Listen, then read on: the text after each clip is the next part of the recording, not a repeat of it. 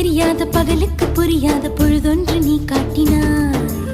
இதயத்தில் நீ இருப்பதனால் நான் தூங்கும் நேரத்தில் என்னுள்ளே தூங்காமல் நெஞ்சுக்குள் வாயாடினாய்.